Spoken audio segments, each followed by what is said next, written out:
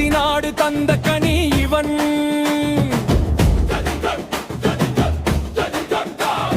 காட்டில் வளர்ந்த கனக புலி இவன்.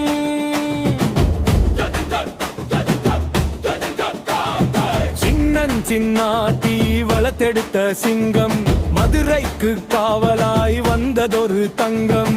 நெற்றியிலே நீரு மீசையிலே வீர, அவன் கால் வைக்கும் இடமெல்லாம் அதிரும் பூமி பாரம்.